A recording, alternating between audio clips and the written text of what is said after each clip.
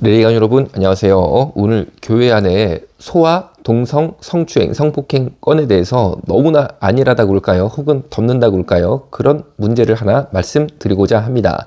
정말 아름다운 바닷가에 있는 교회입니다. 그리고 뭐라고 할까요? 역사가 오래된 그런 교회이기 때문에 정말 뭔가 이렇게 갑자기 어떤 일이 생겼을 때 우왕좌왕하는 그런 교회가 아니고 시스템이 이미 안정적으로 잘 갖추어져 있는 그런 교회에서 있었던 일이기 때문에 더 가슴이 아프다라고 말씀드릴 수 있습니다.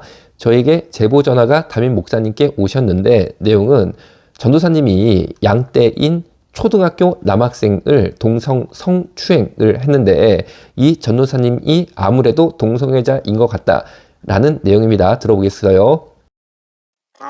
교회 전도사인데 예, 어렸을 때 성폭력을 당했어요. 예, 예, 남자들한테. 예, 남자 전도사인데. 예, 근데 이제 약간 여성스러워요. 예, 근데 결혼은 했어. 예, 그리고 최근에 무슨 일이 있었냐면 남자아이 하나를 초등학교 6학년인데 성추행을 한 거죠. 아, 몸 만지고 성기도 만지고 그런 일이 있었어요. 근데 칼이라는 정신질환을 가지고 있대요. 저희는 몰랐는데. 피해자는 그 교회 아이고요. 네네네. 이게 문제가 된 거네요. 네네네네. 해리장애랑 동성애랑은 연관이 없습니다. 전혀 상관없습니다. 아마 해리장애도 마치 위장 결혼하셨던 것처럼 본인 예. 동성 성추행이 적발될 시에 나는 기억을 못한다 이런 식으로 처벌을 피하려고 미리 만든 걸 수도 있을 것 같은데요. 왜냐하면 정신질환이 있으면 그 범죄 사실을 기억하지 못하는 형태의 질환이면 네. 처벌이 안 되거든요. 네. 그래서 그걸 노리고 이제 치밀하게 좀 만들 수 있을 것 같아요. 네, 결혼은 했는데 이제 저희도 동성애자일 가능성이 높다고 생각하는 게 결혼을 했는데 아직도 잠자리를 한 번도 안 했어요. 1년이 넘었는데도. 동성애자죠. 이 목사가 되려고 위장 결혼을 한 거죠, 목사님. 여자한테도 피해를 준 거죠. 결국 이혼할 거예요, 아마.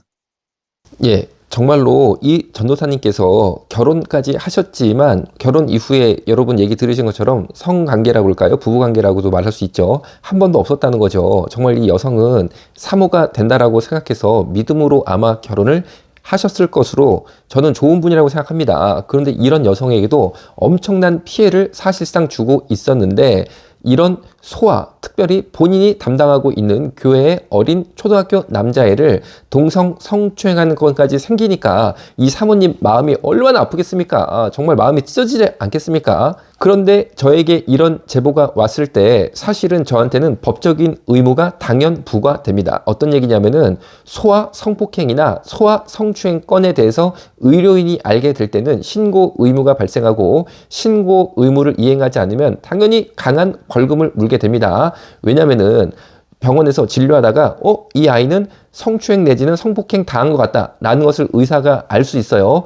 예를 들어서 아이가 이야기하다가 그런 얘기를 할 수도 있는 거고 진찰을 하다 보니까 그런 흔적이 볼 수도 있습니다. 그랬을 때 만약에 의사가 신고를 안 하면 이 아이가 다시 성추행 성폭행 사건에 휘말릴 가능성이 매우 높기 때문에 의사가 철저히 이런 건에 대해서는 잘 진찰하고 아이의 진술을 잘 들어서 당연히 경찰에 신고하도록 한국의 법이 갖춰져 있을 뿐 아니라 이 담임 목사님께서도 당연히 신고 의무 대상자입니다. 기관장은 만약에 그 기관에서 소아 성추행, 소아 성폭행이 있을 때는 야 일단 우리끼리 한번 해결해보자 이렇게 하면 안 되게 됐어요. 무조건 경찰에 신고하고 그 다음에 뭐 교직원끼리 회의를 한다든지 그러게 돼 있습니다. 왜냐하면은 소아 성추행 성폭행건을 기관이 만약에 기관의 명예를 위해서 덮기 시작하면 그런 일이 반복될 확률이 굉장히 높기 때문에 여기에 대해서는 굉장히 강하게 신고 의무법이 정해져 있다라는 거죠. 그러니까 이 목사님과 저는 사실은 신고 의무자인 거죠. 그리고 이 목사님께서는 사실은 당연히 이 시점에 신고를 이미 했었어야 맞는 사안이었습니다. 그래서 제가 그 사실을 설명드리고 신고하셔야 된다라고 말씀을 드렸어요. 그리고 저도 신고 의무가 생겼다라고 말씀을 드렸고 그 다음에 뭐라고 말씀드렸냐면 이렇게 제안을 했습니다. 그런데 그 전도사님이 자수하셔야 된다. 자수 안 하면은 안 된다. 3일 시간을 드릴 테니까 전도사님 저희 병원으로 오시라고 해라.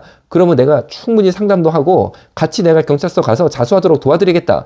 그런데 만약에 3일 안에 자수 안 하시고 뭐 그렇게 그냥 뭐 어떻게 그냥 이 사건을 숨기려는 방향으로 가시면은 어쩔 수 없이 나라도 신고할 수밖에 없다. 왜? 이런 일은 틀림없이 반복된다. 이 전도사님이 물론 그 교회에서 다른 교회로 옮기시겠지만 아무런 어떤 법적인 제재 없이 그냥 교회만 옮기면 다른 교회에서도 이런 희생 당하는 아이 또 생긴다. 절대 그런 일 생기면 안 된다. 이거는 정말 중요하게 생각하셔야 된다라고 말씀을 드렸습니다. 그러니까 이 담임 목사님께서 뭐라고 말씀을 주셨냐면은 들어볼게요.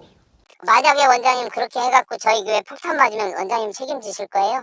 그렇게 말씀하시는 지금 현재에서 그렇게 말씀하시면 게 네, 교회의 명예를 보호하기 위해서 네. 법을 위반한다라는 말씀이 그런 의미는 아니고 보호하자는 거니까 예, 그리고 최근에 저를 참 씁쓸하게 만들었다고 그럴까요? 가슴이 아프게 만들었다고 그럴까요? 그런 사건이 두 개가 생겼습니다. 첫 번째로는 제가 문자를 받았습니다. 경찰청에서 어떤 문자를 받았냐면 해당 사건 전도사님이 무혐의로 결론이 났다는 겁니다. 여러분, 어떻게 이게 무혐의입니까? 여러분, 어떻게 이게 무혐의입니까?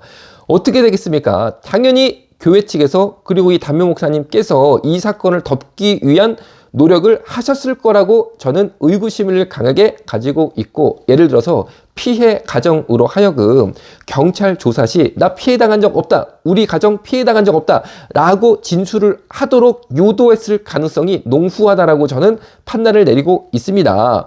그리고 또 어떤 사건이 있었냐면 이분이 해당 교단 목사님들께서 함께 이용하시는 단체 카톡방이 있습니다. 거기에 이 사건에 대해서 이런 글을 남기셨더라고요. 염한섭 원장에게 동성애 상담했다가 교회 폭탄 터질 뻔했다. 여러분, 이게 어떻게 교회 폭탄이 터지는 겁니까? 여러분, 그러면 그 전도사님이 다른 교회 가시면 어떻게 되는 거예요? 다른 교회 애들은 성추행, 성폭행 당하도 됩니까? 됩니까?